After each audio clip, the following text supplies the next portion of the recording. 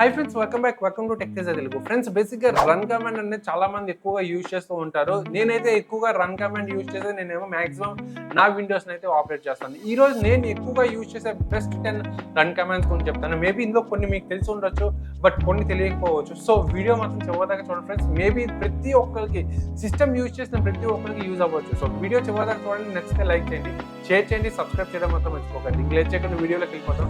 Let's go.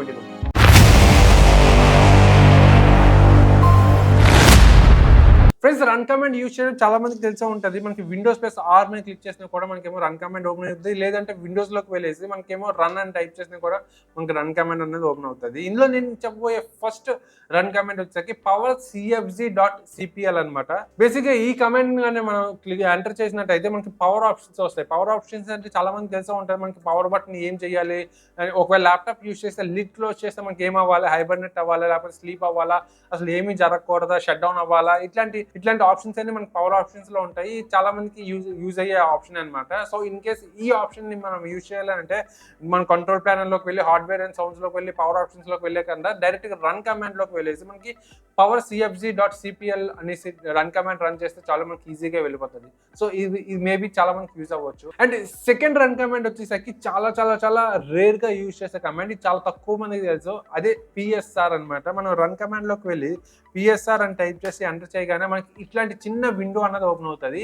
ఇది ఏ విధంగా use అవుతుందో మీకు క్లియర్ చెప్తుంది. ఎస్పెషల్ టెక్ యూట్యూబర్స్ కానీ అట్లాంటి వాళ్ళకి చాలా బాగా యూజ్ అవ్వచ్చు. మనం జస్ట్ స్టార్ట్ రికార్డ్ అని ఉంది కదా, దీని మీద ట్యాప్ చేసేసి మనం ఏదైనా యాక్షన్స్ చేద్దాం. ఫస్ట్ ఆఫ్ ఆల్ నేనేమో దిస్ పీసీలోకి వెళ్ళాను, దాని తర్వాత వీడియోస్లోకి వెళ్ళాను, పిన్నెడ్ కంటెంట్లోకి వెళ్ళి, దాని తర్వాత ఒకసారి నేను విండోస్లో ట్యాప్ చేసి ఇక్కడ నాకు ఫిలిమ్స్ అండ్ టీవీలో ఉంది కదా, అందులోకి వెళ్ళాను. దాని తర్వాత ఇది క్లోజ్ చేశాను, దాని తర్వాత ఇది కూడా క్లోజ్ చేశాను. ఒకవేళ నేనేమో ఫైల్ మేనేజర్ ఓపెన్ చేయాలనుకుంటున్నాను, ఫైల్ మేనేజర్ ఓపెన్ చేశాను. ఇప్పుడు నేను ఏం చేస్తానంటే ఈ యాక్షన్స్ అన్ని చేశాను కదా, ఇప్పుడు స్టాప్ అండ్ రివ్యూ మీద క్లిక్ చేయగానే మనకి ఈ విధంగా ఒక ఆప్షన్స్ అనేది జనరేట్ అవుతుంది. ఇక్కడ ఏం చూసారు కదా, మనకి స్క్రీన్ షాట్తో సహా ఎవ్రీ స్టెప్ ఇక్కడ మనకేమో టైంతో సహా ఇక్కడ మనకేమో కామెంట్స్లో మెన్షన్ చేశారనమాట. ఇక్కడ చూడండి, user left double click on the this PC. నేను ఫస్ట్ డిస్పీసీ మీద వెళ్ళాను కదా, దాని తర్వాత డిస్పీసీ ఓపెన్ అయ్యింది. దాని తర్వాత నేను ఏం చేశాను, పిన్నెడ్ కంటెంట్లోకి వెళ్ళి విండోస్ మీద ట్యాప్ చేశాను. విండోస్ మీద ట్యాప్ చేసిన తర్వాత మనకి ఈ విధంగా ఓపెన్ అయింది. దాని తర్వాత నేను ఏం చేశాను, విండోస్లోకి వెళ్ళాను. ఇక్కడ మనకి ప్రతిదీ కూడా ఎవ్రీథింగ్ డీటెయిల్డ్గా ఇన్ఫర్మేషన్ అనేది ఇక్కడ మనకు ఉంటుంది. చూడండి, ఏ స్టెప్లో నేను ఏమేమి చేశాను ఎవ్రీథింగ్ ఉంటుంది అనమాట. ఈ విధంగా ఇక్కడ మనకి ఇంకా అంతేకాకుండా ఇక్కడ మనకి యూఐ ఎలిమెంట్స్ కూడా మనకి క్లియర్గా మెన్షన్ చేస్తారు. మనకి ప్రతిదీ కూడా ఎక్కడెక్కడ ఏమేమి జరిగాయి యూజర్ ఇంటర్ఫేస్ ఎలిమెంట్స్ కూడా మనకి క్లియర్గా మెన్షన్ చేస్తారు. ఈ పర్టికులర్ కమాండ్ కానీ మీకు నచ్చినట్లయితే లైక్ చేయండి, ఎందుకంటే ఇది చాలా రేర్గా యూజ్ చేసే కమాండ్. అండ్ నెక్స్ట్ కమాండ్ వచ్చేసరికి సిటీ ట్యూన్ అనమాట. విండోస్ ప్లస్ ఆర్ మీద క్లిక్ చేసేసి సిటీ ట్యూన్ అని టైప్ చేసి ఎంటర్ చేయండి. ఎంటర్ చేయగానే మనకి ఈ విధంగా టెక్స్ట్ ట్యూనర్ అన్నది వస్తుంది. ఇది ఏంటంటే టెక్స్ట్ని ట్యూన్ చేస్తుంది అనమాట. ఇక మనం నెక్స్ట్ మీద క్లిక్ చేసేసి మనకి ఈ పర్టికులర్ రిజల్యూషన్ వచ్చేసరికి నేటివ్ రిజల్యూషన్ వచ్చేసరికి డిస్ప్లే 8 అని చూపిస్తుంది. దాని తర్వాత నెక్స్ట్ మీద క్లిక్ చేస్తే ఇక్కడ మనకు ఉన్న టెక్స్ట్లో కొన్ని టెక్స్టర్స్ ఉంటాయి. ఇక్కడ మనకి ఇక్కడ ఒక టెక్స్ట్ ఉంది, ఇక్కడ ఒక టెక్స్ట్ ఉంది. ఇక్కడ అబ్జర్వ్ చేస్తే మీకు క్లియర్గా అబ్జర్వ్ చేస్తే ఈ టెక్స్ట్ అనేది లైట్గా మనకేమో డ్యూయల్ కలర్ టోన్ అన్నది వస్తుంది. అంటే మనకి టెక్స్ట్ తర్వాత లైట్గా రెయిన్బో కలర్ అన్నది వస్తుంది. అంటే దీనివల్ల ఏంటంటే మనకి టెక్స్ట్ అనేది మనకి లాంగ్ రన్ లో ఎక్కువసేపు చూసినట్టయితే మన ఐ స్ట్రెయిన్ అవుతుంది. సో కరెక్ట్ గా టెక్స్ట్ వచ్చేసరికి ఇది అనమాట. మీకు ఇక్కడ తెలిసిపోతుంది ఈ రెండు టెక్స్ట్ లోనే మనకి ఏ టెక్స్ట్ క్లియర్ గా కనిపిస్తుంది అనేసి.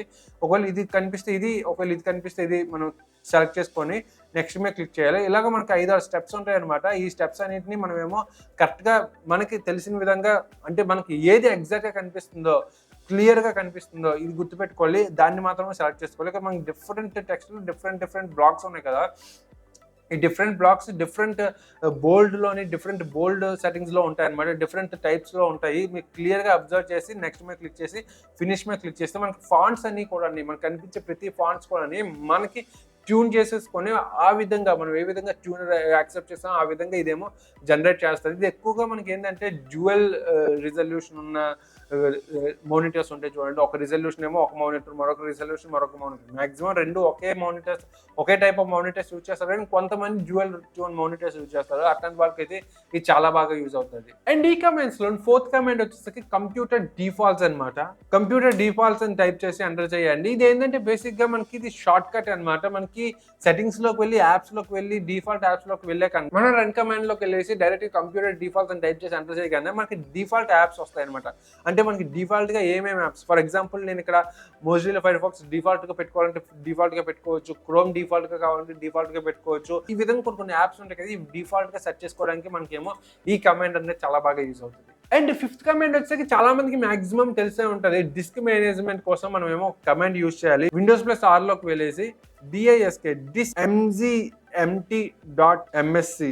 loki వెళ్ళేసి ఎంటర్ చేయండి. చేయగానే మనకి డిస్క్ మేనేజ్మెంట్ అని చెప్పేసి మనకేమో ఒక విండో ఓపెన్ అవుతుంది. మేబీ చాలా మందికి తెలిసే ఉంటుంది. మన సిస్టంలో ఉన్న హార్డ్ డ్రైవ్స్ కానీ SSDs కానీ అన్ని క్లియర్గా ఇక్కడ మెన్షన్ చేస్తారు. అండ్ వాటిలో పార్టిషన్స్ కూడా క్లియర్గా ఉంటుంది అనమాట. ఇక ప్రెసెంట్ అయితే నాది ఓన్లీ 500 GB సింగిల్ డిస్క్ అయితే ఉంది. ఈ డిస్క్లో నాకు C drive and D drive ఉందన్నమాట. ఇవి పార్టిషన్స్ చేసుకోవచ్చు, లేకపోతే మనమేమో స్ట్రింగ్ చేసుకోవచ్చు, ఎక్స్పెండ్ చేసుకోవచ్చు. ఇవన్నీ మనమేమో ఈ పర్టికులర్ డిస్క్ మేనేజ్మెంట్లో చేస్తాం. చాలా మందికి తెలిసే ఉంటుంది, అంటే ఎవరికైతే టెక్నికల్ నాలెడ్జ్ ఉంటుందో వాళ్ళకి తెలిసే ఉంటుంది. దీంతో షార్ట్ కట్ వచ్చేసరికి disk mgmt.msc.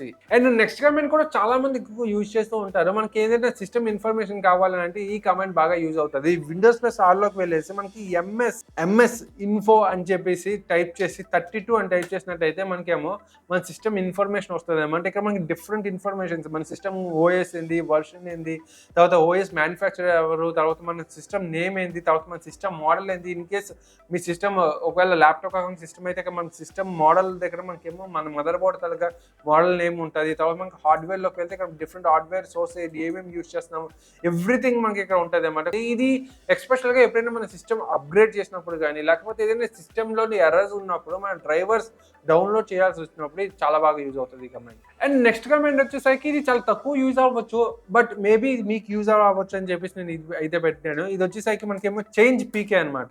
మన విండోస్ తాలూకా యాక్టివేషన్ అయిందా లేదా అనేసి మనకి ఇక్కడ క్లియర్గా చెప్తుంది. ఇన్ కేస్ మనం అప్గ్రేడ్ ఏమైనా చేయాల్సి వస్తే అప్గ్రేడ్ చేయొచ్చు. అంటే సిస్టమ్ యాక్టివేషన్ కి సంబంధించిన ఇన్ఫర్మేషన్ అనేది ఇందులో ఉంటుంది. ఇది simple command. And next command ఇది చాలా బాగా ఎక్కువగా యూజ్ రావచ్చు, అండ్ మీకు కూడా, అంటే ఇది నాన్ టెక్నికల్ వ్యూవర్స్ కూడా యూజ్ రావచ్చు. ఈ కమాండ్ వచ్చేసరికి మనకి క్లీన్ MGR అనమాట. ఇది బేసిక్గా ఏం చేస్తుంది అంటే మన డిస్క్ ని క్లీన్అప్ చేస్తుంది అనమాట. లైక్ ఫర్ ఎగ్జాంపుల్ నేను D డ్రైవ్ సెలెక్ట్ చేసుకున్నాను, ఓకే మీద క్లిక్ చేశాను. ఓకే మీద క్లిక్ చేయగానే ఇక్కడ మనకి ఫైల్స్ ఏమేమి డిలీట్ అవ్వాలో ఉంటుంది. ఇన్ కేస్ నేను D డ్రైవ్ నుంచి డైరెక్ట్గా డిలీట్ చేయడం వల్ల నా రీసైకిల్ బిల్లో 5 GB డేటా ఉంది. ఈ డేటాను డిలీట్ చేసేద్దాం అనుకుంటున్నాను పర్మనెంట్గా. దీని మీద క్లిక్ చేసేసి ఓకే మీద క్లిక్ చేయగానే మనకి ఫైల్స్ అనేవి డిలీట్ అయిపోతాయి అనమాట. ఈ విధంగా మనం డిస్క్ క్లీనప్ చేయడానికి యూజ్ అవుతుంది. బట్ సెలెక్షన్ చేసుకున్నప్పుడు కొంచెం జాగ్రత్తగా సెలెక్ట్ చేసుకోండి ఫ్రెండ్స్, ఎందుకంటే ఇన్ కేస్ మీరు రాంగ్గా ఏదైనా సెలెక్ట్ చేస్తే మీ డేటా కూడా క్లీనప్ అయిపోతుంది. ఇది మాత్రం చాలా ఇంపార్టెంట్. ఇది ఏంటంటే క్యాచ్డ్ మెమరీ డిలీట్ చేయడానికి, టెంపరీ ఫైల్స్ డిలీట్ చేయడానికి ఈ డిస్క్ క్లీనప్ చాలా బాగా యూజ్ అవుతుంది. అండ్ నెక్స్ట్ రన్ కమాండ్ వచ్చేసరికి క్యారెక్టర్ మ్యాప్ అనమాట. ఇది చాలా బాగా యూజ్ రావచ్చు చాలా మందికి. దీని తర్వాత కమాండ్ ప్రాంప్ట్ వచ్చేసరికి CHARMAP అనమాట. అండ్ టైప్ చేసి ఎంటర్ చేయగానే ఈ విధంగా మనకు ఆప్షన్స్ వస్తాయి అనమాట. ఇక్కడ డిఫరెంట్ ఫాంట్స్ ఉంటాయి. మనకు కావాలంటే ఏ ఫాంట్ కావాలంటే ఆ ఫాంట్ని మనం సెలెక్ట్ చేసుకోవచ్చు. ఇక్కడ చూసినట్టయితే మనకి డిఫరెంట్ ఇమేజెస్ కూడా మనకేమో కనిపిస్తుంది. ఈ ఇమేజెస్ మ్యాక్సిమం చాలా మందికి యూజ్ రావచ్చు. జస్ట్ లైక్ అయినా ఈమోజీ అనమాట, కాకపోతే బ్లాక్ అండ్ వైట్. దీన్ని సెలెక్ట్ చేసుకోండి. ఇక్కడ సెలెక్ట్ చేసుకోండి. ఇక్కడ మనం కాపీ మీద క్లిక్ చేసి మనకి ఎక్కడ కావాలంటే అక్కడ పేస్ట్ చేసుకోవచ్చు. కాకపోతే కొన్ని ఏరియాస్లో ఇది కరెక్ట్గా అవుతుంది, కొన్ని ఏరియాస్లో కరెక్ట్గా అవ్వకపోవచ్చు. ఇది మాత్రం గ్యారెంటీగా గుర్తుపెట్టుకొని మీరేమో ఈ పర్టికులర్ క్యారెక్టర్ మ్యాప్ అనేది యూజ్ చేయండి. మేబీ చాలా మందికి యూజ్ రావచ్చు. ఇన్ కేస్ మీకు ఇది యూజ్ అయినట్టయితే లైక్ చేయడం మాత్రం మర్చిపోకండి. అండ్ లాస్ట్ కమాండ్ వచ్చేసరికి WinVer అనమాట. ఇది ఏంటంటే మనకి విండోస్ తాలూకా వర్షన్ అనేది ఇండికేట్ చేస్తుంది. WINVR అని టైప్ చేసి ఎంటర్ చేయగానే మనకి మన తాలూకా విండోస్ వర్షన్ ఏంది అన్నది తెలుస్తుంది. ఇది ఎక్కువగా మనకు అప్డేట్స్ చేసినప్పుడు కానీ, ఇది ఏదైనా సాఫ్ట్వేర్ డౌన్లోడ్ చేస్తే మనకి ఇది యూజ్ అవుతుంది. మన వర్షన్ 23H2 ప్రెజెంట్ నాది. ఈ విధంగా వర్షన్ కావాలంటే వర్షన్ కూడా మనకేమో ఈ విధంగా కావాలి అంటే మనం దీన్ని ఈ పర్టికులర్ కమాండ్ మనం ఏమి యూజ్ చేయొచ్చు అనమాట. సో హోప్ మీకు ఈ కమాండ్స్లోని మీకు ఏదో 5 కమాండ్స్ అనే బాగా యూజ్ రావచ్చు అనుకుంటున్నా. సో వీడియో చివరిదా చూసినందుకు థ్యాంక్స్ ఫ్రెండ్స్. ఇన్ కేస్ ఇట్లాగా ఇంకా సెకండ్ పార్ట్ కూడా నాకు చాలా కమాండ్స్ తెలిసిన రెగ్యులర్ 23-24 కమాండ్స్ వరకు నేను ఎక్కువగా రెగ్యులర్గా యూజ్ చేస్తూ ఉంటాను. ఇన్ కేస్ మీకు మిగతా కమాండ్స్ కూడా కావాలి అంటే కింద కామెంట్స్లో మెన్షన్ చేయండి. పార్ట్ 2 మీద కూడా నేను చేయడానికి ట్రై చేస్తాను. సో పార్ట్ 2 చేయడానికి ట్రై చేస్తాను. సో వీడియో చివరిదాకా చూసినందుకు థ్యాంక్స్. ఇంకా ఇలాంటి మంచి వీడియోస్ కోసం టెక్ తేజ తెలుగుని ఫాలో అవ్వడం మాత్రం మర్చిపోకండి. అలాగే లైక్ చేయడం మాత్రం మర్చిపోకండి. Thanks for watching.